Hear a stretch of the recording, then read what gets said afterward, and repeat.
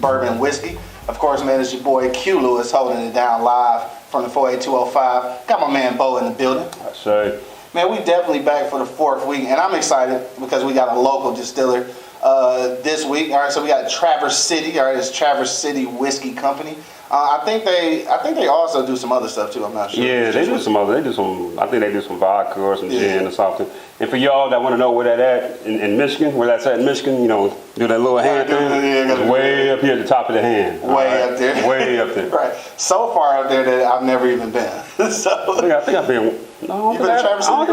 I've never been to Traverse City. They had that cherry festival or something. Cherry festival, right? And I've seen some pictures from up there, and it looked really beautiful. I ain't gonna lie. It looked dope. Yeah. I kind of want to check it out, but yeah. So that's where we got this Traverse City Whiskey Company. Obviously, we didn't go to Traverse City to get it, but I'm excited about that. So this is going to be cool. I did want to say, I just had to make mention of this. We were talking about it off air.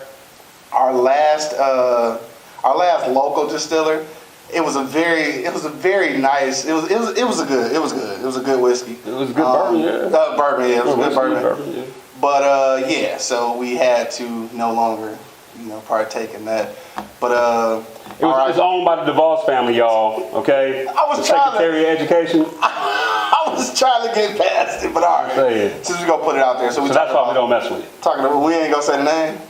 We won't even put the name out there. All right. If you know, you know. All right. So anyway, we go get sipping a little bit earlier today because I think we both a little thirsty.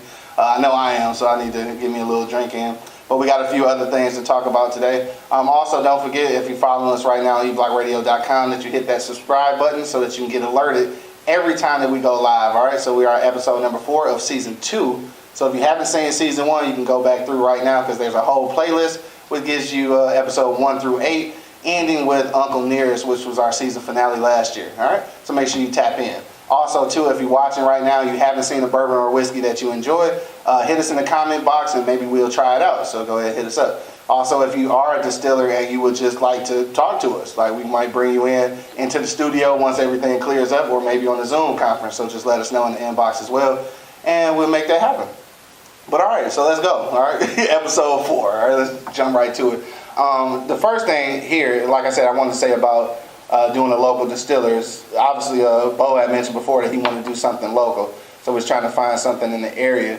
And I think what's dope about that is that most whiskeys and bourbons, obviously, come from Tennessee and whiskey, Tennessee and Kentucky. So I think it's cool to have our very own distillers in Michigan. So that's kind of dope. What I was curious though, and this is just kind of like off the topic kind of question, but like we did Bro Brothers on episode 1. Just thinking about that, do you think there will ever be like a black distiller in Michigan? In Michigan? Yeah. Like if it's not in Detroit. Probably not. Probably not, right? Because like Traverse City, it's for y'all don't know, it's like I don't want to say like it's not Detroit. Let's just say that. Yeah, let's just say it's not Detroit. Right. But yeah, I can see something like that happening in Detroit. Maybe like certain people we know and. Yeah. Now what I did like not to take too much attention from Traverse City, but real quick I did want to mention Bro Brothers again. I was watching their live feed a few days ago, or it'll be a few days by the time this airs, and he was mentioning about how much capital it took to get into it. Yeah. And it's like I don't know, man. They almost make it seem unattainable, but I don't want that to scare people though. So I think that possibly it could be something in Michigan with a black distiller, but I mean, you will really have to have some connections. Yeah, and have some connections. You want to have.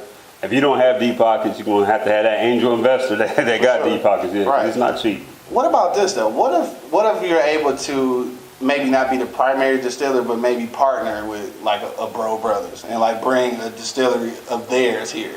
Maybe that would be a little less. Yeah, I don't. That's something we'll talk about on another show. But yeah, this is pretty interesting. I just wanted to talk about that. All right, so this is the one time, y'all. I'm excited about this. This is the one time that we actually have a whiskey that I've had and Bo hasn't. Yeah, so I'm excited about that. I've actually had the experience with it already, so it's kind of cool. And I had it on the humble because one day I was at Walmart and I was looking for something local, and I ran across this, and they have a cherry blend as well. And I think first of all, I didn't want the cherry blend anyway, but then the first thing that popped in my head was Bo. I could hear him saying like, I don't drink that fruity shit. Like I can hear it in my head. Like so, I better not get it either. But I didn't want it either. That's the one thing. I do drink like some flavored things. Like Canadian whiskey is the only thing, honestly, I think I drink in flavors, and that's probably Crown Royal. Anything else though, I've never had in flavors, and I'm not really interested in having in flavors. So we got the original, and we're going to get to it. You know what? We're going to do something different this time. We're about to bust it open right now. Why not? Get right to it, right? And roll my sleeves up. Right, roll your sleeves up. Roll my sleeves up. Again, if this is your first time watching the Beers, Bourbon, Whiskey podcast, then you know that we do bump the bottom of the bottle. It's an old, ancient hood secret. Ancient. Yep, and we're not going to explain it again, so you just gotta Google it or something. Oh yeah, I remember it. It's been a little while since I had it. Y'all know what I'm smoking. I got a little Ramon Alones, a little Cuban, you know what I mean? Yeah, we got Cubans here. And, let me see what we got over here again. He got Andalusian Bull. Andalusian Bull, yeah, that's what it is. Yeah. For whatever reason, I could not get the name Which right. happens to be my favorite non-Cuban. Right, because if you watched last week's episode, then you know that I had a Cuban last weekend. I was pretty fried, so I told him this week I wasn't trying to do a Cuban, all right? All right, so. I had to call him an Uber. Right. So let's take a look here. So y'all remember. So what's the nose like, huh? Let's see. Definitely some citrus. Yeah. A little vanilla, maybe. You know what's different about the three that we had previous to this? There's no caramel. It's been caramel in every one. You don't think so? I think. Or if it is, I think the citrus overpowered. I definitely smell the citrus. That's the first thing I smell. Yeah. Let's see what that palate is like real quick. It's definitely the citrus. See, I taste caramel. I taste the citrus more than anything. Yeah, it's over. I taste some caramel. Overpowers it. I taste some vanilla, a little. Oh, at the like finish. yeah. At the finish, I do the. Like a little. No, I hear that. I taste the vanilla in the finish. Do you okay? In the finish, yeah. I'm still on the palate. I think like I don't know. It's kind of complex. It's got a taste, citrus, vanilla. It finishes different than it starts. That's for sure. Maybe a little caramel, maybe a little lemongrass type. You know what I mean? The finish. It's vanilla. All day. You might think caramel. I think more caramel than. I call that vanilla. I don't know. I think we gonna agree to this. We're gonna have to have gentleman's disagreement on that one. Right, but it's definitely a sweeter. Definitely a sweeter finish. Yeah, I think what's cool about this though is that it's not sweet all the way through. So I think that's what's dope about it. No, it's not. Yeah, it's not sweet all the way through.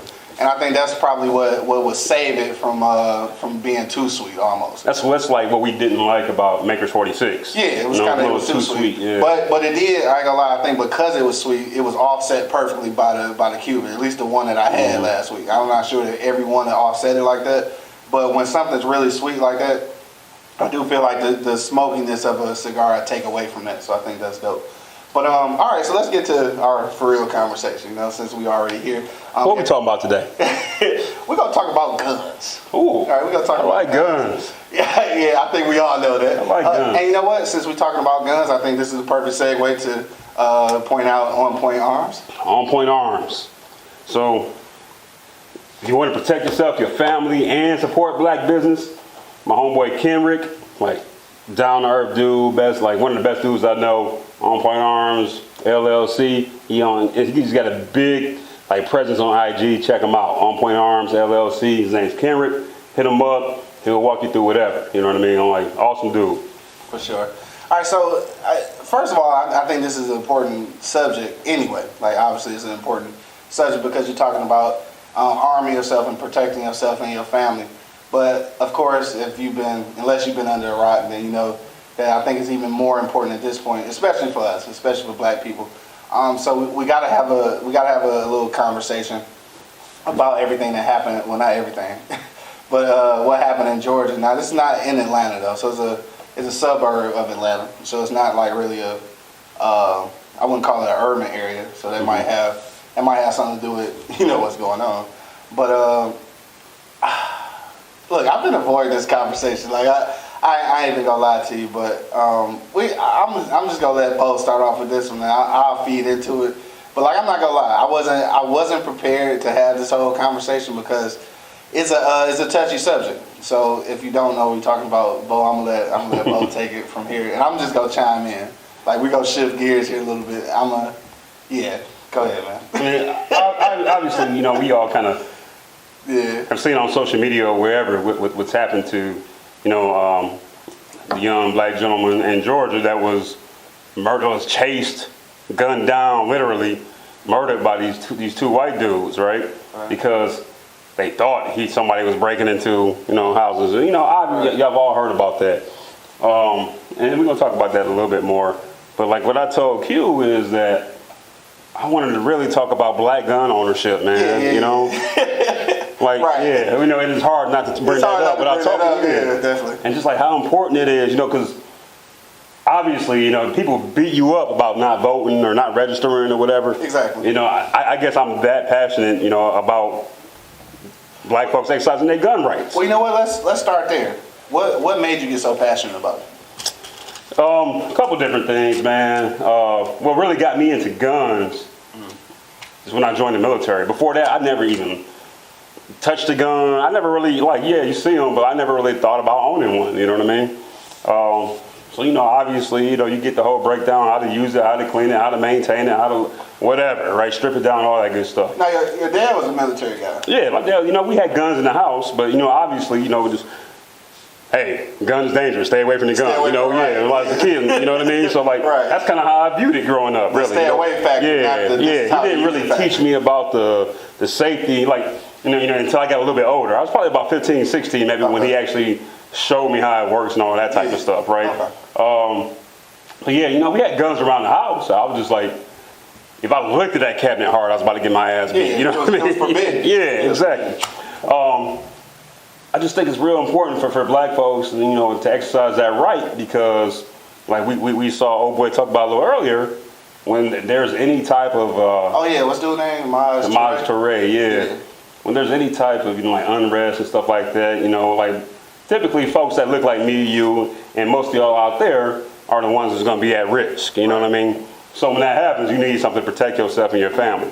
And you need to know how to use it. Yeah, you need to know how to use it. You need to know how to clean it. You need to know how to maintain it. You need, you know, if you get a little further into it, you need to know how to do reloads, which is basically make your own ammo, stuff like that, right? Well, that's oversimplifying it, but anyway, it's just real important, man, for us to. I'm not saying you got to be a gun nut to get into the culture. You know, I'm not saying you got to buy 30 guns. You know, you just get one from you, like your little personal self-defense or home defense or whatever, right? But you definitely just need to have an understanding. Yeah, you need to have an understanding of how they operate, right? And how to be safe around them. Yeah, I think that's the shift. That's the shift that needs for. That's the shift that's needed for I guess I'll call it a culture. That's exactly what it is. Culture, yeah. And that's the shift that needs to happen. I think it's just the educational part. I think all of us growing up, it kind of got to a point where I mean, honestly, let's just, you know, keep it 100. Like, a lot of us lived in the inner city, and a lot of guns were illegal.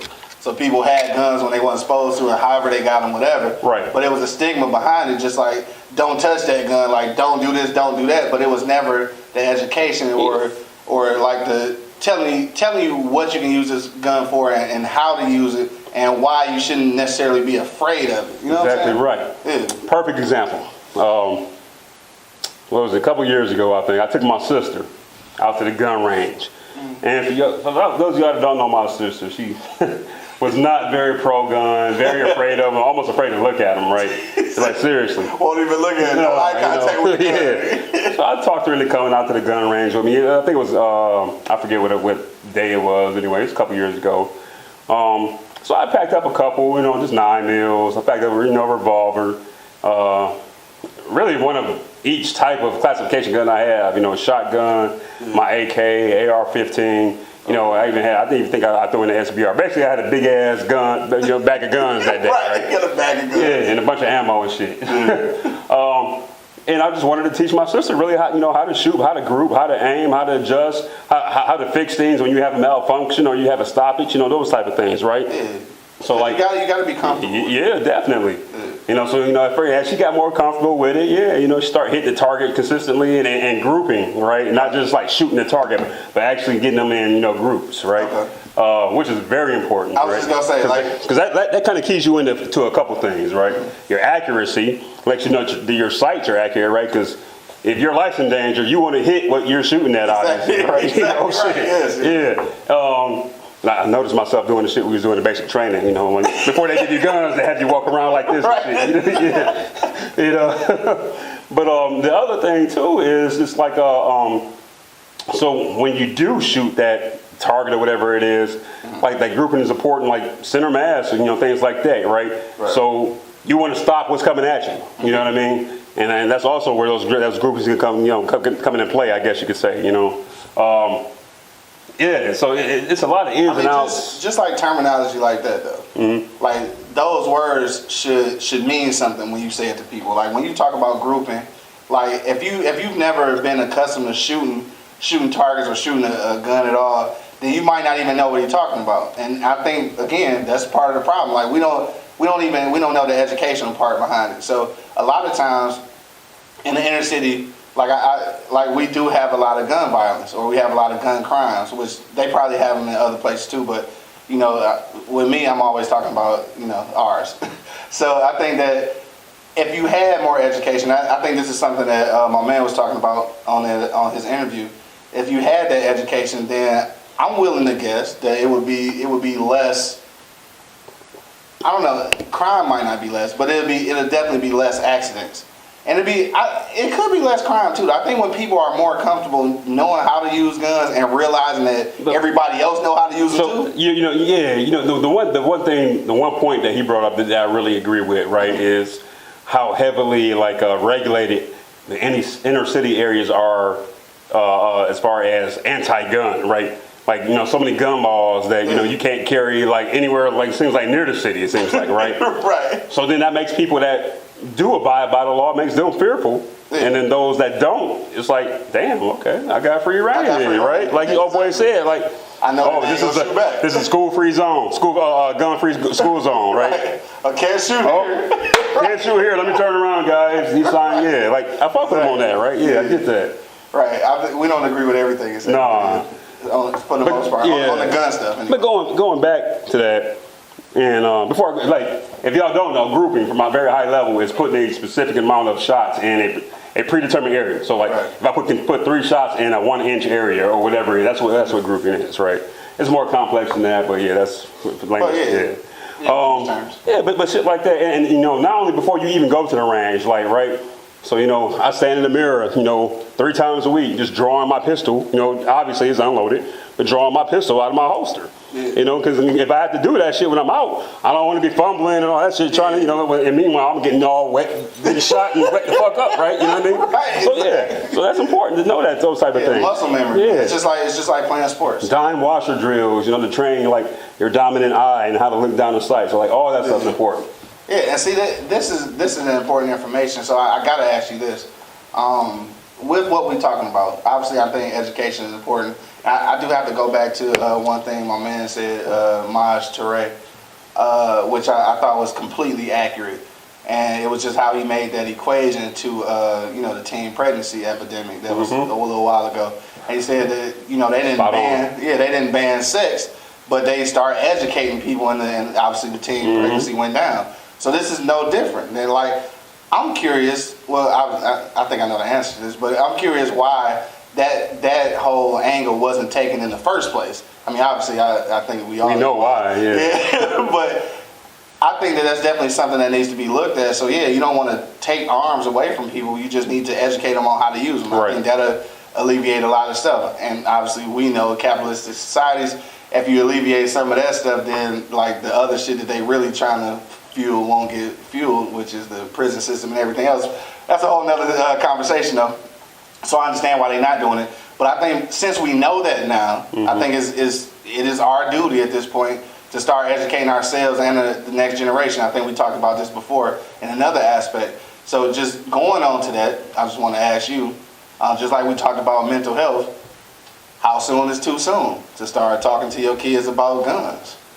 I mean, I don't think it's, once they start comprehending, obviously, right? Yeah. So, 6 years old, I don't think it's too young myself personally.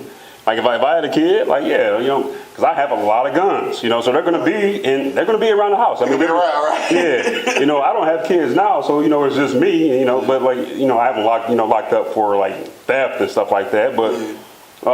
Yeah, if you have a kid, like I would want my kid to know how to be safe and how to operate it and all that type of stuff, right? You know, obviously under very, very, very close supervision, you know. But I don't think there's these little white kids out here hunting at 6, 7, 8 years old. Right. So what's the difference? Yeah, there's just no What's really the difference? There's no difference. Other than that stigma of being black.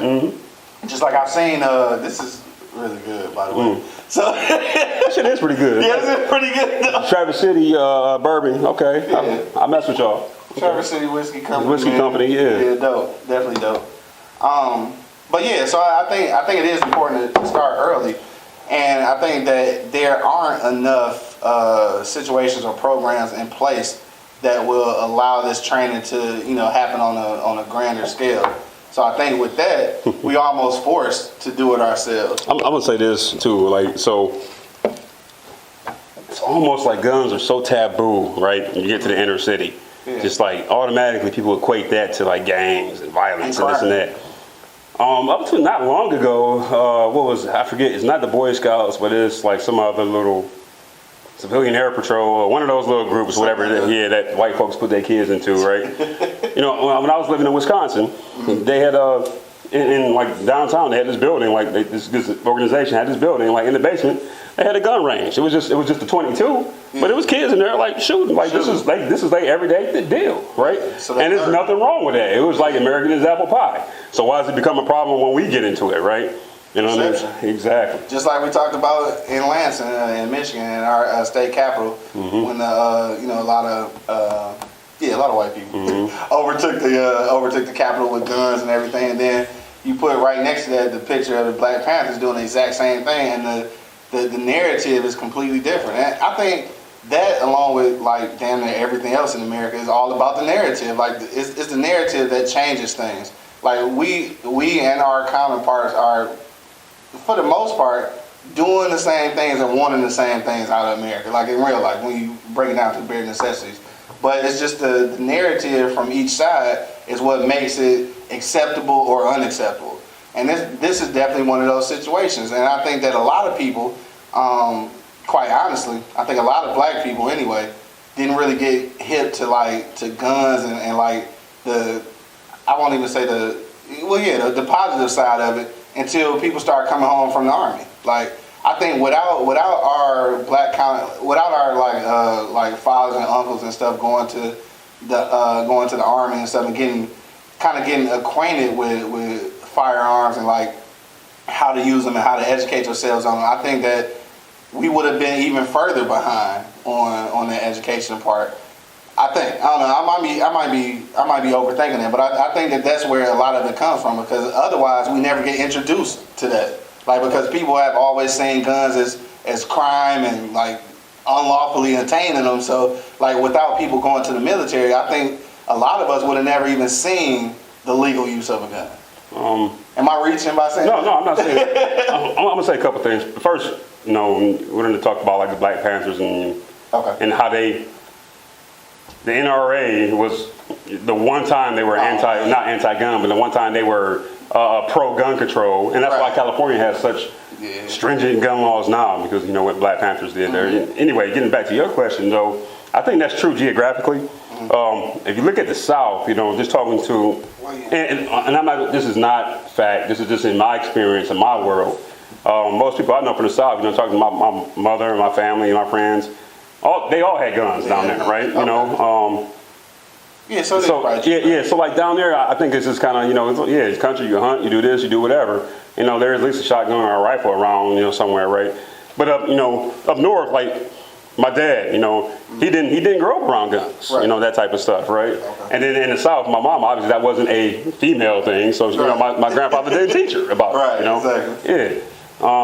So yeah, I think that's true, but I think it's true geographically, and that's just within my world, my experience stuff. It makes sense when you say it like that, because definitely down south, I think they were a little more acquainted with guns because like people were hunting now. Like people really were for real. Like, you want dinner tonight? Exactly. That's the only way you was gonna eat, for real. So that definitely makes sense. So I think that's the case.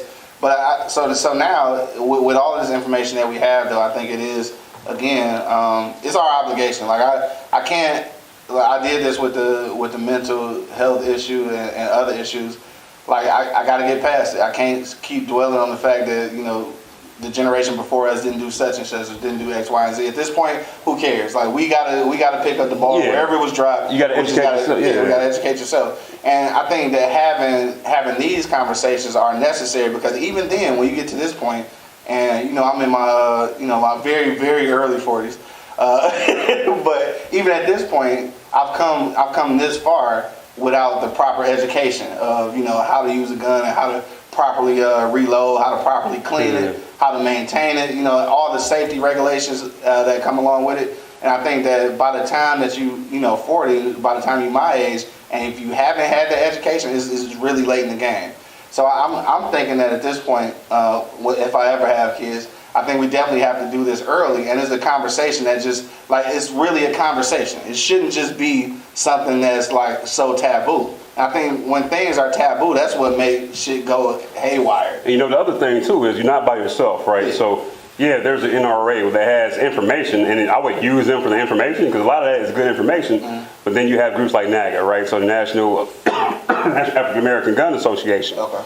And which ranks are like I am a member. Okay. The ranks are swelling right now, like all kinds of growth, especially with what's going on, out here in the world. Okay. And then I want to give a shout out to. Before you go too far, how do you do it? Like how do you? I'm gonna get into that. Yeah. So I want to give a shout out to the Black Bottom Gun Club, right, which is based in Detroit. They are a chapter of NAGA, right? Gotcha. The Detroit chapter. Yeah. And I want to give them a shout out because they actually got their guns, their ammo, went up to the state capitol and escorted all of the black politicians out off the state capitol. Yeah, that was the Black Bottom Gun Club. So shout out to y'all. Yeah, shout out. Yeah, but becoming a member, they got a website. Just go to NAGA's website, or if you don't, just Google NAAGA. Okay. And everything, like they lay it out just like so simple and plain for you to join. Yeah. And even if you don't join, just like, hey, here's some basic information about guns and ammo and safety and that type stuff, right? And just on that tip, people don't even know. Like, I didn't know until you mentioned it today before the show. I think it was in our group text. And I was like, what the hell is NAAGA? Like, what is that? Like, so I had to Google it. Like, and that's what I'm saying. Like, the information is available, and some of us are beacons of information, and we got to be able to share that stuff. And I think once that starts happening, then like some of the laws will have to change. Mm-hmm. And I think that's the kind of point of it. And again, it's just like the mental health situations that we was talking about before. Unfortunately, we can put in a lot of legwork, but you have to be comfortable in knowing that some of the work that you're doing, you may not ever see the fruits of your labor. But this is really everything we're doing now is for the generations to come, and that's a hard sell to make because I know people we in a time of instant gratification. Like you want everything you're doing now, you want to see results now, but that might not be the case. But we still got to be comfortable with doing it. And I think this is the generation that we're able to change it just because of the access to information. And that's the crazy thing is that the information is out here. Even though it's people out here to spend it. They can spend it and use it however they want to, but it's still there. So you still have the obligation to take that information, and you have the obligation to share it with your community, whether that be your community, right? Right. So when you buy your gun from On Point Arms, right, and then you go buy the ammo from Black Rambo Ammo Company, which is the only black ammo company, black-owned ammo company in this country. Word? So yeah, Black Rambo Ammo Company. Yes. Word. Shout out to them. Mm-hmm. We giving some plugs today, man. And look, I'm gonna put all the people that we talking about in today's show. You will be able to see links to their websites at the bottom of this YouTube video because I think that's important. And especially when we just moving into a time when, all right, I'm gonna circle back to this shit, so let's just get to it. Especially when you're moving back to a time where it's not even safe to be jogging. Can't jog down the street, bro. For real. So, in this situation, I mean, it's so much like, and low key, I wanna kind of pull this story up that I seen just so I can talk about that connection with and yeah, I'm gonna go ahead and call them two murderers. I did just want to mention, like I said, but like not to get too deep into the story, but obviously we know that Ahmaud Arbery was basically jogging, and I feel like And first of all, let me say this too. I didn't watch the video. I haven't watched the video yet. But just looking at the comments and looking at the stories surrounding it, I mean, it really sounds like you remember that movie? What was it called? Surviving the Game? What's that with? Yeah, Ice-T? Yeah. Dog, like that's what it felt like to me. The homeless guys and whatnot. Yes, that's what it felt like to me. Like that's really what it felt like just from reading everything. Yeah. But so these two dudes, and let me get their names correct so we make sure. Something McMichael, fuck them. Yes, all right. I'm not trying to give no light. But anyway, they finally got arrested, like, damn near 4 months later. But what was interesting to me is I ran across this story and I was looking for it right now to try to find it, just to try to get some clarification, because I'm not sure if this is factual. But apparently, the police that were on the scene, like right after it happened, said that they did have enough information that they could have arrested him right then. But apparently this relationship that the father had with the DA in Georgia allowed that to basically not happen. I guess she made the phone call and said, hey, let's wait this out, like don't arrest him kind of thing. And see, that's the part, and I don't want to get too far away from what we talked about, but that's the part that scares me. And this is when we talk about institutional racism, this is the shit that I'm talking about. So like when people think you just whine and you just crying, this is institutional racism. When you can call in and get two murderers off, like basically, and if it wasn't for social media bringing awareness, right, two terrorists, right? Jeez. If it wasn't for social media bringing awareness to other people, like because like in the state of Georgia, I don't know what was going on down there, but pretty much I guess they had just let it slide, or they just figured like this is what happens down here. But then you get that public outcry, and then like they're forced to at least attempt to make it look like they're trying to help. And when I say they're, I'm talking about white people. But so yeah, without that though, you looking at this whole situation where institutional racism really played like a for real part. And just like my man said on the interview we was watching earlier, gun control has always been rooted in racism, right? Yeah. Now, like he came out and he just kept it real. Yeah. They didn't want niggas to protect themselves. Simple as that. I mean, he said it just like that. They didn't want niggas to protect themselves. That's exactly what it was, which is basically probably 90% of the laws kind of was built around that whole theory. But with that being said, what do you think would have been different if he did have a gun? Do you think anything would have been different? Well, obviously we never know, but maybe, I don't know, maybe there would have been a deterrent. Maybe he could have got a warning shot off. Who knows what happened, right? But I will say But yeah, I know this. His chances are better with that gun than without it.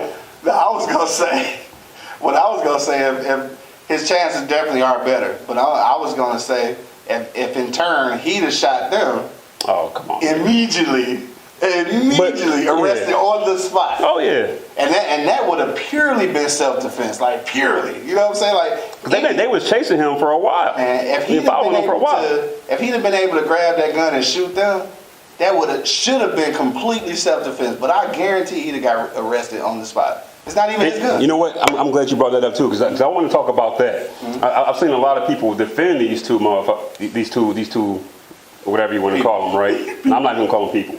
Okay. I think people defend them, white people, right? About like how the father was defending himself, and then they talk about how the guy was trying to grab the gun, right? Okay, if you want to say that, whatever word that makes sense, whatever, okay. But why is he getting out of his truck with a shotgun trying to apprehend another private citizen? Right. If you're that worried about it, just call the police. That's right? That's what police are there for, right? You're supposed to. He did not pose you any immediate threat, right? Anything like that. Call the police. Yeah. Let them take care of it, right? That's what you're supposed to do. Now, whether it would have happened with the police and that, there probably would have been some other bullshit, what's going on in this country, but that's another discussion. He might have got shot by the police. My point is like the audacity of this dude to think he can just. It's pretty much like saying, hey, show me your papers. That's exactly what it was, right? This dude minding his own business, and you're going to follow him and then decide, I'm going to get this shotgun, and then I'm going to solve this shit myself. Yeah. The nerve, like, for real? I'm going to tell you even bigger than that, though. The audacity of America to be behind that concept. That's the audacity. I'm not shocked at that, though, because they've always have been. It's I don't know, man. Like the whole situation is, it's obviously a sad situation, right? another young black man just shot and killed for no reason. Dude. You know, this time just not by the police. You know. Right. Right, I know, right? Yeah. And see, this is why It makes me mad, right? It does Yeah. make you mad. And this is a conversation that's tough to have. I mean, like, if you're black and this isn't a conversation that's tough to have, then you got to be out of touch with reality. Because this is a very tough conversation to have, because that could be anybody. That could be you. That could have been a woman. That could have been anybody. That could have been anybody from our black community. Exactly. Which is why it's so important to exercise that right, man. Because it's just to be prepared, because you don't know like what's gonna happen, right? You know, and practice. Don't just buy it and keep it in the house, and just because you got a gun, think you're good. Practice. Train with that gun. Practice. Clean it. Maintain it. You know, go to the range. You know, shoot 100 rounds a week or whatever you can afford to shoot, right? But it's and the big picture. You know, like we look in years and years and years or whatever. Like it's all about protection. You know, it's no different than what white folks have been doing for all of these years, right? You see them. Yeah, you see their little family pictures. They got the American flag behind them, their family, the Bible, and an AR-15. Right? Like, everybody. Yeah, the little kid got an AR. Yeah. Everybody got an AR. Right. Hey, I'm telling you, they ready. Y'all better be ready too, man. I'm just saying, you know. And I mentioned this before, and I think we had a small conversation about this just when I was out in Colorado, and I noticed just at the grocery stores and at even some of the convenience stores like 7-Eleven, where that information is readily available. Like I've never seen so many survival magazines that I've seen like ever. Like out there as I did, at home. Like at home, you see Right On and Vibe magazine. no diss to them, but I'm just saying like that access to that kind of information just wasn't readily available. It wasn't until like I was in my 30s when I was living in Colorado, and quite honestly, it wasn't until I read some survival magazines in Colorado as a grown ass adult that I even knew what a bug out bag was. Didn't even know. Like, and then I started realizing like you kind of actually do need not only a survival kit, but you need a survival strategy. Like that's shit that we don't even talk about. Which where you bugging out too? How long are you gonna be there? All of that. What happens if it rains? Whatever. These are all conversations that we've never had, and I think because our immediate situation always warranted survival. Like our immediate situation meant you need to survive. And I think when you face with immediate survival, you don't even think about the other survival. You're trying to make it day to day in the situation you're in, and that's the unfortunate thing. So, and that's where the whole grand scheme of things puts you like behind the 8 ball, like so to speak. You know what I'm saying? Yeah, that's why I'm not to interrupt, but like that's why I don't want to say I'm glad this happened, but I'm glad some people's eyes opened while all this is going on, right? So that they see, most people, hey, we got to survive right now. I got to go to work. I got to put this food on the table. Some folks don't have any jobs anymore, right? Now they're relying on the government. They're relying on this. And then you see a lot of these white folks that they've got shit stocked up. They've got this. They've got that. They've got this. Like they good. Yeah, at least for a little bit, right? Yeah. So. And now we were so worried about being in like instant, like right now survival mode or whatnot. When that's taken away, like we still got to survive. But I'm telling you what, it's a lot easier, when you kind of plan for those things to happen, right?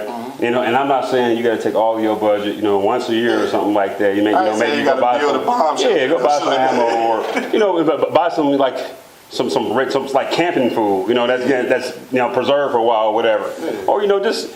And everybody's me and the sausages, buy some body meat, right? Some spam, but like first aid kits and stuff like that. People are realizing that type of stuff is important now because you go, before we could just go to CVS or wherever and just pick it up, right? And like now you can't, right? Exactly. So and that's the thing, and I think that's where our narrative, not just the overall narrative, but our narrative needs to change. And quite honestly, that's probably the toughest thing because we are most often faced with immediate like needs or immediate survival. But I think that's also the most pivotal point that we need to change. Like I think when people, it's not until they get older that they realize that they spent their whole life surviving and not living. It's like they don't even figure it out till later. I'll worry about that shit later. I'll worry about that shit later. Yeah. But then later comes and you're like, damn. It's too late. Right. So I guess that's a question, and I don't even know how either one of us answer it. But I ask you that: how do you even change the narrative? How do you change the narrative from surviving to actual living? Just like we were talking about, right? When you start teaching your kids about the different aspects of not just guns, but self-defense, period. Like self-defense is not just guns and shooting at somebody. You know what I mean? Right. What do you need to shelter in place with? That type of stuff. How do you read like when a crowd is about to turn ugly? Type of how do you pick up on cues from other people? All that is self-defense, right? Because I tell you, that unusual like behavior and stuff in big crowds, like I'm always watching folks, right?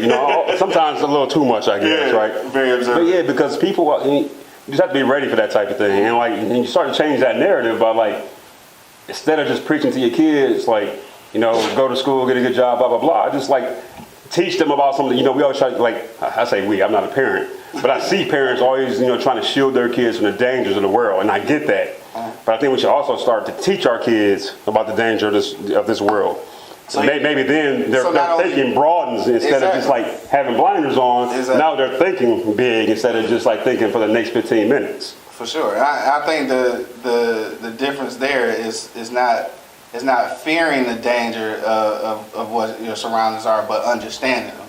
And that's like, it sounds like that's a simple concept to differentiate, but it's not. You can fear a lot of things and not even understand the actual threat. And I think this is a term that I've seen like in movies, and it's probably some kind of military thinking as well. But it's just about understanding your enemy. Like if you don't understand the threat, you know what I'm saying? Like you can be scared all you want, but you got to understand it. Yeah. Before like there's a thing in the Army called IPB. Intelligence preparation of the battlefield. So before you even go to fight, what does the battlefield look like? What happens if I have to do this? Right. What is the weather going to be? Like you got to know about the place where you're going. Not only about the fight, how to fight, but where are you fighting? You got to know about what that place looks like, right? So So all that's important, and I think at this point we in a good position. And like you said, this wasn't the greatest turn of events, obviously, with everything that's going on, but it does allow some things to happen. It's going to allow some new education, some re-education, some refocus. I think that's been my thing ever since everything has been going on. No, this is not the best financial climate. No, this is probably not going to be the best. Obviously, not going to be the best social climate. But it is a point of refocus, though, and I think that's something that again, I don't want to say that I'm not including the rest of America, but I think this is a point for us and our culture. I'm not including the rest of America. I care about my people, and like I'm not worried about the rest because like that's what I think that's part of the problem too. We get so worried about trying to fit in and be diverse and be included and all that. Okay, but but like it's never been a focus of theirs, right? It's always been what can you do to adapt to us, adapt to me, and now that's like just automatically what we default to, right? This kind of piggyback off what we was talking about last week. So that's what I'm saying. With Van Jones. Yeah. So like I'm worried about us, and that's what I'm talking to. For sure. You see, right. That. Straight to the point, right? Like I'm trying to be all liberal and shit, right? I mean, you can be. You straight to the point. I don't trust them liberals either, though. So I really don't trust conservatives, but I don't trust liberals either. Yeah, we're not gonna get into all that though. But so with the I guess my thing now is just to also too I just wanted to mention again that Traverse City is definitely. Oh, it's on point. Yeah, it's on point. So what I don't know is if it's truly local. Like I wonder is it available in other places? Because just like Bro Brothers was hard to it's not here. You know what I'm saying? But it's really good. So I'm not sure if you can actually find it anywhere else outside of Michigan. If not, though, you can go to their website, which is tcwhiskey.com, and check it out. Though it's some really good. I will say this too to my real bourbon drinkers out there. You can find it, and y'all know how. You can find it. You know what I mean? Yeah. Try to be too politically correct. Huh? Y'all know how. Hey, look, we got the Bro Brothers through the Underground Railroad. That's what I'm saying. See, there you go. You can Shout find out it. to the Underground Railroad. Like free the spirits, literally. But with this is the thing too, though. Obviously, we want to change the narrative from being fearful or from guns being taboo to actually educating people and like possibly even I dare to say this, but I think that even to make it really be a part of a lifestyle though. Like this should be something like how people in rural areas or white people in rural areas, like hunting and learning guns is a part of lifestyle. Like it's not just a thing. Like this is just how you raise. America. Yeah, it's America, right? You born, you shoot animals, and you learn how to shoot guns. Like that's just what it is. So I think that's something that we need to incorporate into our own community. And the stigma is there. Like I don't know what we can do to change the stigma, and let's go be there. But that also shouldn't deter us from trying to make that a lifestyle thing. Like I think I seen some I remember it was a dude and his daughter. I think his daughter might have been like 9 or something, and he had her at the gun range, and I was amazed at how many black people were appalled. Like we be having so much fake outrage. I don't even know what to say about that. That's a whole nother conversation. But like black people were appalled. Like why are you mad that he's teaching his daughter something that everybody else is teaching their daughters? Like, is it because we're in an urban area? Because we're not shooting deer? Like, I mean, it's still learning. It's still learning equipment. It's still understanding firearms. Like, when you understand something, and this is just like, I hate to make the equation, but this is just like racism. Like, when you understand a person, it's harder to hate them. You know what I'm saying? Like, it really is. So if you understand the guns, I think it's a little less. I think you're less likely to be as fearful if you're educated enough and you understand them. Yeah. I think when you keep it a secret is when the shit is scary. Because you hear all this stuff about how people are scared of AR-15s and just, why not just have a hunting rifle? Well, that's what an AR-15 is.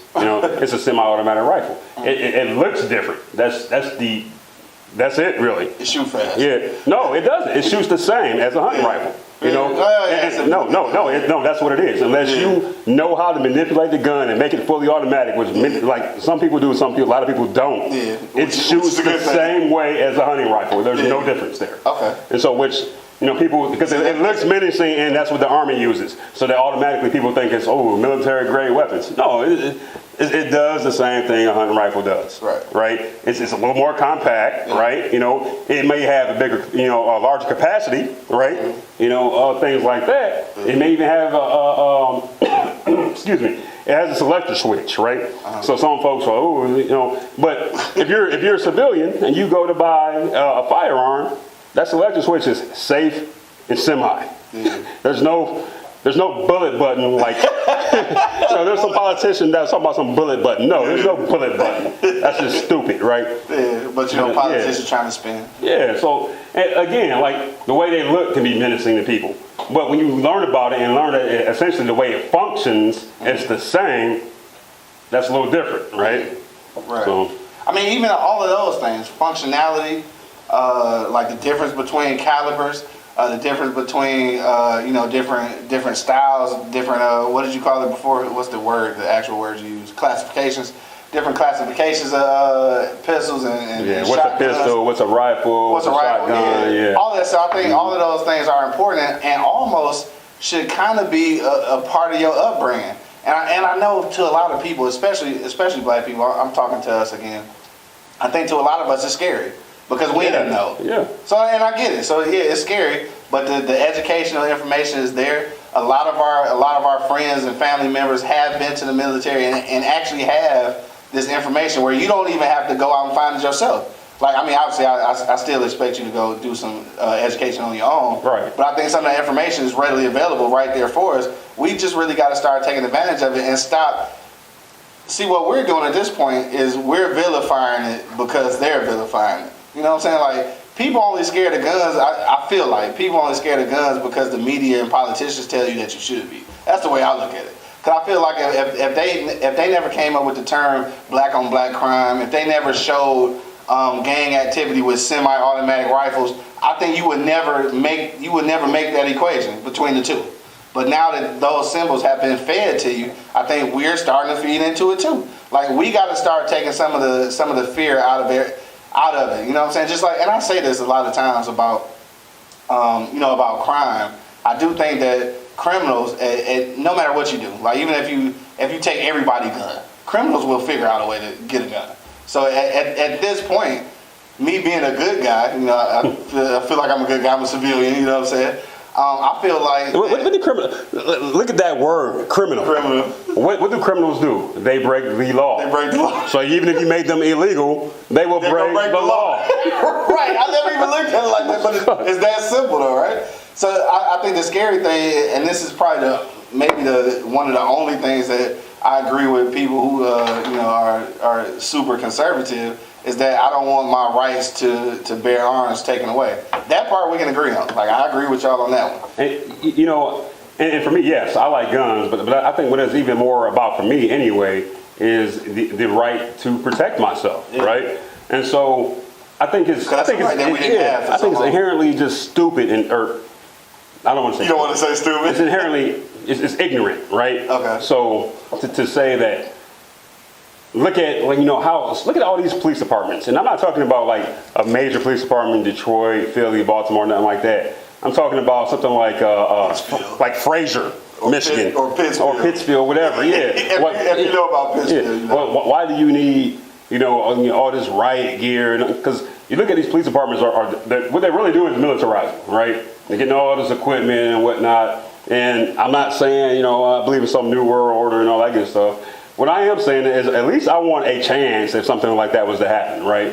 And I know, like, if they are armed and I'm not, I have no chance. Exactly. Right. No chance at all. Simple as that. Right, and that's the thing too. I think that we lose sight of, and possibly because it's not in our face like it was a generation or two before us, is that necessity to protect ourselves. Right. I think somewhere it got lost to where people start feeling somewhat safe. So you feel like you don't have to protect yourself. But you think about just a couple generations ago, which is honestly less than 100 years ago. Like when you really look at Jim Crow and you look at like when the civil rights movement first started, like dude, we talking about less than 100 years ago. Mm-hmm. Less than 100 years ago, you were unable to protect yourself. Yeah. Like period. And I think people lose sight of that. Like it was so long ago. Like dude, that was your mom's, that was your grandma. Like this just happened. You know what I'm saying? Yeah. This just happened. So you have an opportunity to get to a point where you don't have to be where they were. Because I guarantee you, just like the life cycle and everything else on Earth, everything is a rotation. Everything comes back around. I would definitely just rather be educated on how to defend myself and what I can use and survival in those methods. At that point, I would rather have that information and have that skill rather than be fearful of using these tactics. Because I think that instilling fear, obviously that works for most agendas, possibly even the pandemic that we're going through right now. But I think instilling that fear is one thing that holds people captive. I don't want to be afraid of guns. I want to know how to use them. I want to know when to use them. I want to know when it's legal to use them, so I don't get caught in the whole bullshit. Yeah. I need to know all of that though, and I think that the first thing to change the narrative is just to take it out of that whole taboo realm. Like, I know people when they have guns in their home now and they got kids, and it's just like, don't let them touch the gun, don't let them know where it's at, do all of this. Like, but at what point do you say, you know what? Maybe you do need to know where the gun at. Maybe you do need to know how to use it. Like, right. Because what if I can't get to it? Yep. And you need to save the household, bro. Yeah. You know what I'm saying? Like, you 12. You need to know how to go get this pistol and cock this motherfucker and get somebody up out of our crib. Like, you need to know. What do you do if you have a stoppage? What do you do if, whatever? Because you see it in movies all the time, right? Where somebody getting ready to shoot somebody in a jam, or they can't get it to shoot, and then they stuck because they don't even know what to do after that. Those are real life situations. That's not just movies. That's real life situations. Right. You need to know what to do in order to stop that from happening. All of this shit you need to know, and that whole education part. I think we talked about this before. I got a college degree. Bo got 19 of them. And I got a couple of them. Right, got 19, working on 20. And still, I think either one of us is probably truly an advocate of classical education. But we are definitely advocates of learning. You need to learn. I'm not going to say that you need to pay the government's institution to get this learning, but you definitely need to be learning. And this is one of those things I think it needs to be a part of our households, because like the way the institution is now, when I say the institution, I'm talking about America, the way it's set up now, they don't really want you, not us, they don't really want us to have this information. Mm-hmm. So now it's upon us to make it happen. So let me tell you all about the game they're playing on y'all right now with these guns and whatnot, right? So, obviously, I've got this hoodie on, anti-Trump as fuck, right? So most people would probably assume that I support Biden, right? So while you're anti-Trump and you're I don't support Biden, and you're pro-Biden, and if you're so pro-guns. Well, no, I'm not. I am anti-Trump. I don't support Biden. I have a lot of different ideals politically about how things are. And I want to tell you all about the way I see this, right? So when you talk about the government and all this good stuff, right? You look at the black community and how we've been behind the Democratic Party and and yes, most often, most Democrats they may not be anti-gun, but they're not pro-gun or whatever, right? And so in turn, since a lot of black folks is automatically default to Democrats, right, like they start to take on some of those, and like those, now I wouldn't say anti-gun, attitudes, but indifferent attitudes about guns, like, oh, whatever, I don't need guns anyway, so, whatever. And I just want to warn you, that's very dangerous, right? Like that's a dangerous slope. That's what they want you to think. They want you to think that, right? And I'm saying that because you look at over the course of history and how it's shifted, like a lot of things have shifted from party to party over the course of history, right? And like this gun debate has a little bit too over the course of history. But just be careful, like when you vote and all that type of stuff, like you vote because you want things to be better for you and your family. That's just another thing that you have to think about when you vote, right? Right. It's the gun argument, and I'm not saying go vote whoever's pro-guns, right? What I am saying is when you're selecting your candidates way before the election, primaries and stuff like that, you should let them know what is important to you. Yeah. And this is one of those things that you should be telling politicians that is important to you, right? Exactly. So like let those Democrats, if you want to vote Democrat, that's fine, but let them know, hey, this is what's important. This is what's happened, with this corona scare and whatnot. This is what I was worried about, and like I had no clue about this, right? So now folks are beginning to see like gun sales are going like crazy, and it's hard to find ammo anywhere right now, right? Because people kind of realize, like, oh shit, like I need to protect myself just in case. Exactly right. And right, and then you continue to put those politicians and like you give them that power just to do whatever they want and wield that pen however they want. Then yes, it's going to be tougher to protect your family when you're thinking, along those lines, right? Now, of course, I'm talking in extremes, but that's something that needs to be on your radar somewhere, right? Because again, you should be like demanding, writing, whatever you need to do to your politicians about what's important to you, right? Not like the way this government's supposed to be. They shouldn't tell us what's important to us.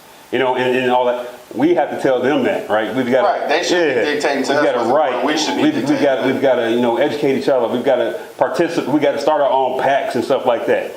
That's why I mess with NAGA with NAGA a lot, because they're very active politically, and they're just only getting bigger and they're getting stronger and they're getting more money and more support behind them. Gotcha. Right. And check below to see the there. But yeah, all of those things are important. I guess the thing is at this point.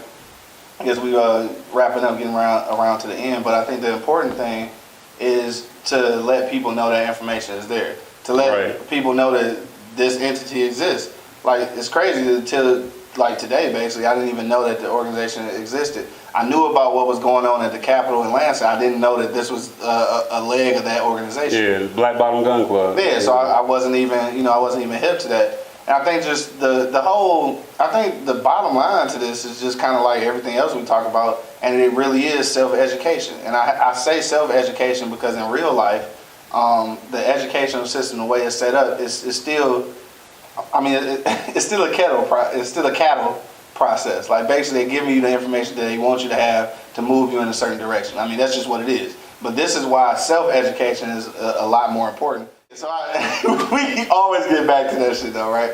Always get back to education.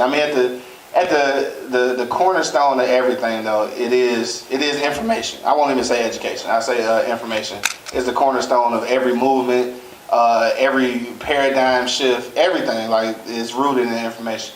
How we get that information and how we disperse it, I think, is the important thing. Again, I'm dead set against it.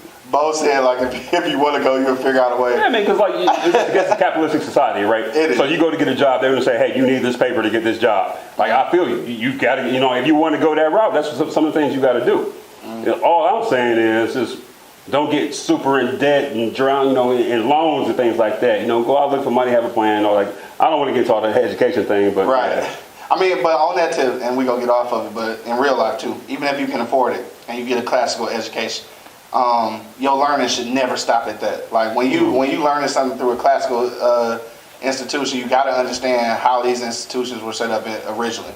Like, all right, I say this often, and I'm gonna say it again for people who never heard me say it, but everything, the laws, the education, everything that we participate at this point, honestly, was never created with us in mind. So as long as you keep that in mind, you can go along with the system. So you take the education that they're giving you, but you still got to look for other information yourself. You still have to be self-educated in other things. And the reason I say that is because, again, everything that we're dealing with now is hundreds and hundreds of years old, and none of this shit was actually put in place for us. So you got to know that by you using it, you're not going to be in a position that you probably think that you're going to be in, because it was never intended for you. So with that being said, you always got to kind of go outside the box. And as much as I hate saying it, because somebody said something to me about this before, and they said that this is not really a good way to think. But in real life, when you come out the womb with melanin, you are a step behind. I don't care what nobody tell you. You might shouldn't implant that in your kid's brain, but you got to be cognizant of the fact that you always, like, I'm gonna give it to you in school terms. You always got to be cognizant that when you get the textbook, that you also need to get the study guide. Like, you have to have the study guide, because if you don't have the study guide, then the information in the textbook is not going to mean nothing to you. And that's the equation I want to make to, like, classical education. If you go get this classical education from this institution and you can afford it or whatever, however you get it, you still got to make sure you educate yourself outside the box. And this is where I think the whole gun scenario comes into play, is because that information is readily available. If you do get it from a classical point, which I don't know if that'll ever be actually in classical education, but if you ever do, you definitely got to keep in mind that information is going to be dispersed to you in a manner that's not really going to include you. So you always going to have to be self-taught when it comes to stuff where we actually trying to get into the forefront, or at least level playing ground with our counterparts. So with that being said, it's up to us. We are obligated to pass this education on to our community and to educate ourselves. And just to get away from the education part. I'm totally pissed at school. I still owe student loans, so that's probably why I got such a bad taste in my mouth. But yeah, so it kind of relies on, again, I won't use the word education, I'll just use the word information. And I think that's something that's super important, and people have been preaching to us for years. They've been telling us that information is key.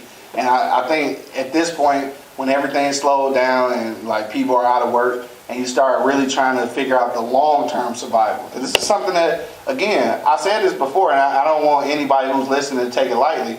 I think that long-term survival has never been a part of our repertoire. Any kind of survival for us meant immediate survival. Like, we trying to make it from day to day, keep our head above water, like they used to say in good times. I think we've always been on that. So now it's time to look at the long-term survival. And that's where the narratives got to change. I guess that's agreeable. I don't know. What you think? That makes sense? Yeah, when you start looking long term, yeah, definitely. And that information is very important. Mm-hmm. I think what's more important is what we do with that information, right? True. So true. Yeah, there's some action with that. Yeah, there's education, there's information, and I guess the way I look at it, there's also knowledge, right? Okay. So when you have knowledge, and that's not necessarily what you've been taught, it just may be something like you've experienced. Or something that you've been through, situation you've been through.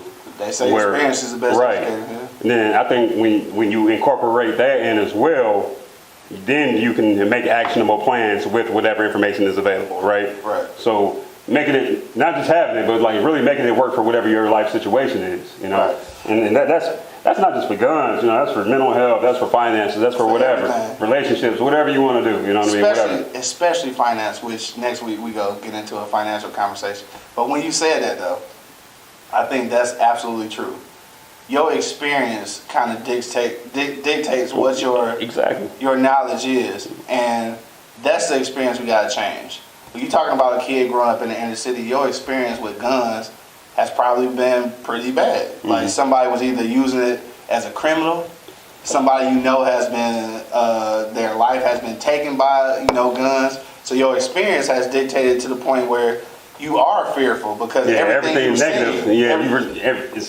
You can relate it to everything negative, exactly, right? Yeah, right. Exactly. So if you can change that into some kind of positivity, I think we'll be, onto a better road and shit. Mm-hmm. So we're not gonna take it too much further than that because I know we've been talking your ear off already. We go kind of get back into the bourbon here. Smith & Wesson M&P 9mm, good starter pistol, run you about $400.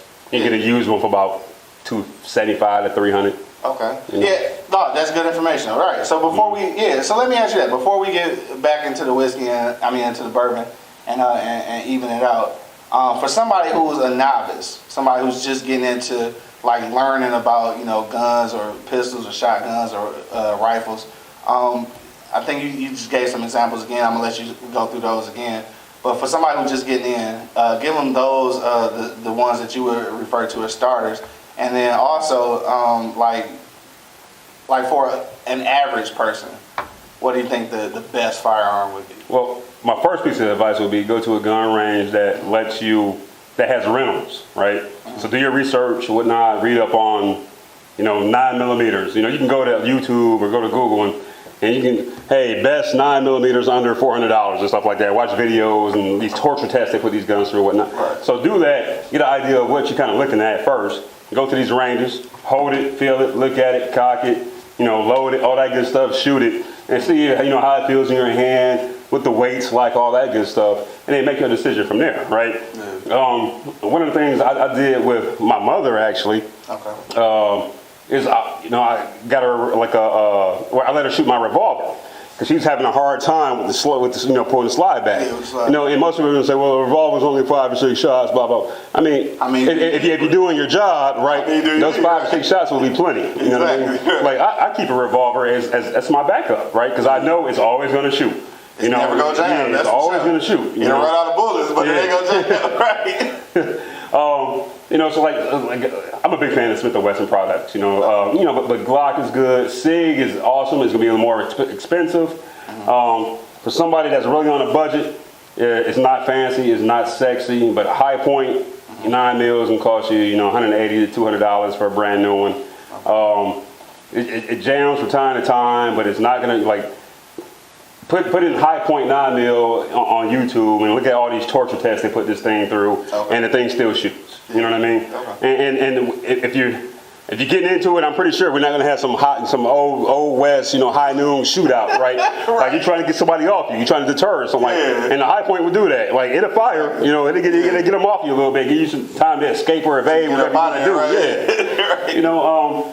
So, a lot of people are going to throw out their opinions. Oh, that's so shit. You don't do that. That may have worked for them. Mm-hmm. You need to find out what works for you, right? I was just going to say. Yeah, so, I'll give Smith & Wesson M&P 9. I'm a big fan of. Glock 17, I'm a fan of, right? My SIG P320, which costs a little bit more, but that's probably my favorite. Archon Arms Type B.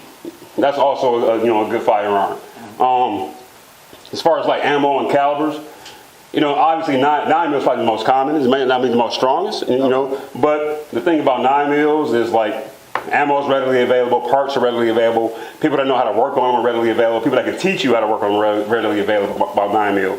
And then you can branch out from there. Because there's always going to be a discussion, and you'll find out when you Google 9mm or 45 or 9mm. I'm going to tell you, whatever works for you, whatever you like. I think that's the most important thing, because I think I mentioned this earlier when I was at the range and I was shooting some 40s, and one of them had a shorter handle, and it's still a 40, and it still got the same kickback, but because the handle was shorter and I got bigger hands, it didn't allow me the control that I needed. Because what if I'm in a situation where like I need to be moving and shooting. You know what I'm saying? Like it's possible that I'm gonna lose. Which is usually gonna what happen. You're not gonna stand in one place. Exactly. Right? Exactly. You know what I mean? So you're probably gonna be moving. So it was definitely uncomfortable for me because it felt like every time I squeezed it, every time I shot, it felt like it was gonna jump out of my hand. And I think that's something that like nobody can tell you. You have to experience. You gotta experience it. You have to go back to experience, right? Exactly. Yeah, it goes back to experience. So I think that's true. So you definitely the ones that he mentioned, you can definitely take those into consideration. But I think the very most important thing that you said just now was to get to the range and experience it. Mm-hmm. Because if you don't, like, I can tell you, like, yeah, grab that 40 with this maker and these bullets, and because it works for me. And then you using it like, man, he don't know what he's talking about. Like, and that could definitely be the case. I don't know what I'm talking about for you. Like, I just know that, like, my hand's too big. I can't have something too short that I can't have control over. Because at the end of the day, I think that when you don't, and I think this is even outside of guns, I think whenever you in a situation or handling any equipment that you don't feel like you can control, there's a fear factor. Like, all the education go out the window when you don't feel like you can control it. You know what I'm saying? So that's why the experience is necessary. And I did have to ask this, because I'm not well versed on how the gun ranges work. And I think a lot of people are, I think we mentioned this off camera, are fearful of going to the gun range, which is understandable because we ain't hip. You know what I'm saying? We not hip to going to the gun range. So for people who've never been to the gun range, like, what would you tell them to kind of ease that fear of actually even entering the gun range? I guess I'm just speaking from my experience again. So I look at folks like my mom's, my sister, some friends and things like that, that were initially, I guess, afraid, or maybe not even afraid, but maybe unsure of guns, right? So the first thing I did with them is walk them through like safety. You know what I mean? How to handle it, how to approach it. Like you always treat it like it's loaded, even if you know it's unloaded. It might be loaded. Treat it like it's loaded. Always. You never know. Like, always treat it like it's loaded, so right? Repetition. Yeah. So but like I schooled them from a safety standpoint, right? Because that's what people are worried about. How do I not shoot myself with this thing, right? Facts. Yeah. Facts. Yeah, exactly. Or shoot somebody else, right? By accident, right? So yeah. And so I've always approached this from a safety standpoint. This is how you safely, this is how you rack it, or this is how you load the magazine or whatever. You keep your finger off the trigger until you're ready, to shoot whatever you're aiming at. Right. If you're aiming at something, be ready for that something to die if you pull that trigger. No, I'm serious. You have to think that way. Like when you pull that trigger, you aim that and you pull it. Chances are somebody's gonna die, right? So that has to be in your head, right? Yeah. It's like when you realize, then I think people realize like the amount of responsibility, not so much power, but the amount of responsibility they have in their hands that time, right? Yeah. And so that's a fine line too. Yeah, responsibility. And so I was looking at my mom and my sister, like being first time, like actually, this is what I'm doing, and how they approached it, and they really approached it from that safety standpoint, and that made them feel more comfortable about it, right? Yeah. So it's like, again, knowledge. It's not just what you read and what you see in videos you watch, but like. And if you don't have an actual gun, we used to call them rubber duckies in the Army. Okay. Go get a fake gun and just kind of practice handling it, like put it in a holster. Yeah. When you're at a range, unless you've gone through some certifications or whatnot, you can't pull it from your holster because you know what I mean. Thank God. Does something like that exist though? Like some kind of fake gun that with all the workings of a real gun? I mean, not all the workings, obviously. Something's going to be good because it's fake, but like like to learn how to load and to learn. Yeah, okay. Sure. Like where could you, any gun store? Yeah. Oh yeah, okay, yeah. Any gun store. That's why I'm curious because that could be something that you could start out with teaching your kids. That's how classes are usually started with those rubber duckies I was talking about. That's what people usually go about it. Getting people used to that safety aspect first. Yeah, for sure. Because like that's the most important thing. Like, how do you not? If you pull that trigger, right? Yeah. And when you pull that trigger, like it's over. That's fine night. You can't take it back, right? Sure. So, and then you really have to respect the gun when you're using it, Don't, I hate to see that shit even if it's fake or whatever, the motherfuckers are waving guns around and stuff. Like, don't point the nozzle at anybody. I'm very particular I'm almost a dick at the gun range with some folks, right? Yeah, because it's safety. It's safety first. Like, you definitely, it's designed to do a certain thing. You definitely don't want to do something by accident. Simple as that. I mean, that's planes that go. But I think that's definitely the thing. And the more experience you have with it, I think the more comfortable you'll be with it, and that means it's gonna be less accidents. That's just like anything else. It's just like with driving. Like the more you drive, like supposedly, the better your experience gets. Some of y'all don't know. Some of y'all. I was just gonna say that's why. That and red line. line. Need to take the DOT and shit. He said DOT. That and red line is why the insurance rates are so high in Michigan. But anyway. Or the motherfucking smart bus and shit. Smart bus. And they want to run out the suburbs and shit. Yeah. Hey, look, man, we just got real local with this shit. But yeah, so I think, so what you're saying is basically the education on safety is what makes it easier to get into. I think so. That's how I got, people that, that I've worked with into it, right? And then, you squeeze up a few rounds and shit. That's what she said. But you send a few rounds down range, and you work it. You try to get comfortable with it first, and then as you get comfortable with it, then you can kind of start working on some groupings, and then getting your sights lined up and all that type of stuff, zeroing it in, all everything else like that. It's actually a pretty long process. You just don't go buy gun, shoot gun. You know what I mean? It's not like a video game and shit, right? You know what I mean? Exactly. Not Call of Duty, right? And I have to admit that I wish that information and like just that perspective was available for me when I was younger. But quite honestly, like me and probably everybody else who grew up in the inner city, my first experience with guns were like pretty negative. Like people that I knew had no legal reason to have pistols, had guns, and the people that I won't even say learn to shoot. I'll say experience shooting definitely weren't educated in any kind of safety things. Like so you get those right. You know what I'm saying? Yeah. So you get those times when you're a teenager and like not to put anybody on blast, but like you're a teenager and people are handling guns and you looking at guns and they're passing you guns with fingers on the triggers. Pass you guns with the barrel faced at you. You know what I'm saying? Like not understanding that even though you took the clip out, that there's probably still one in the chamber. Like all this education that's magazine. Not. Yeah. Yes. I'm sorry. Yeah. Magazine. I'm sorry. Yeah. This guy. Yeah.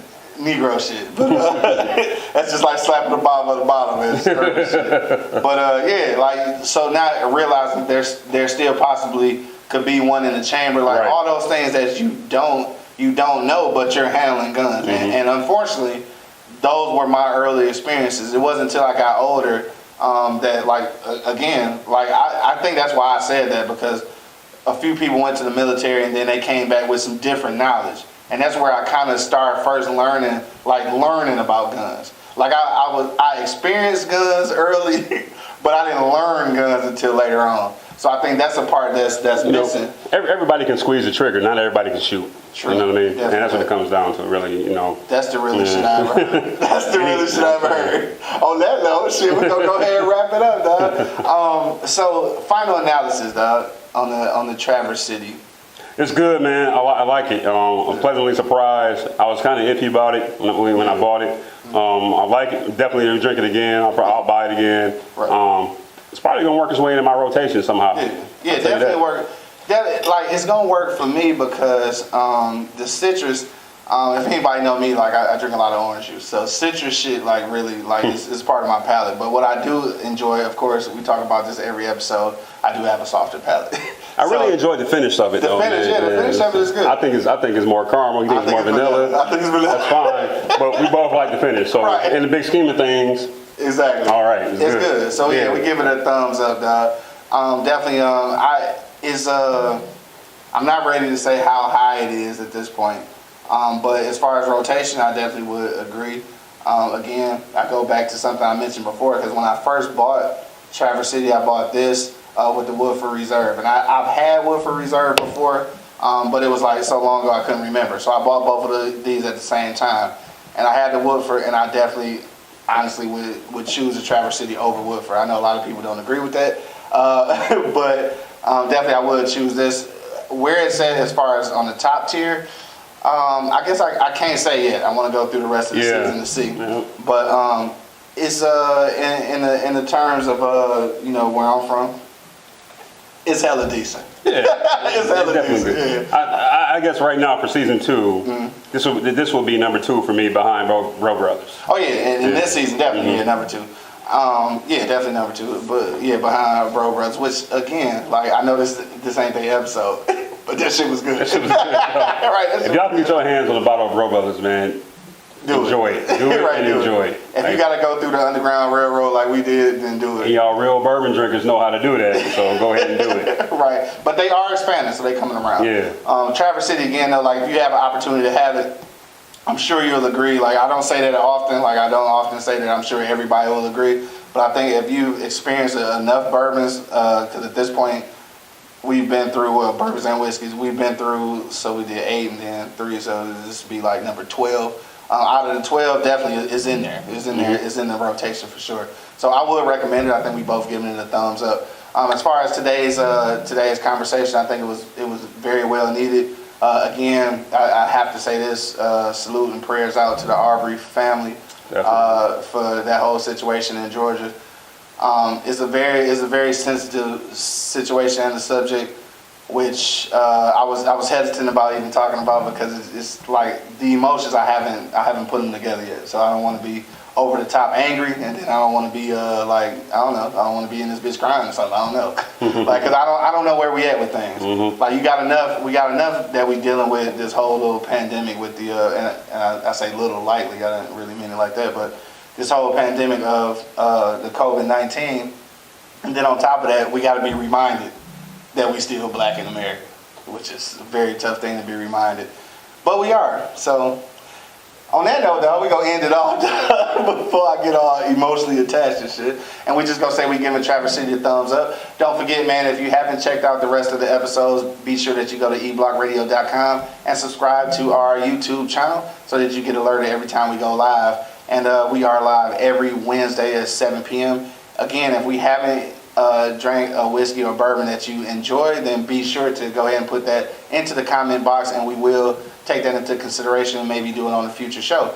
And salute to the Black Bourbon Society, and because we are trying to be a part of those guys. We're not as we may not be up to that caliber yet, but we're on our way. So don't forget about us. And real quick before we get out of here, I want you to plug again the Black Ammo Maker, the black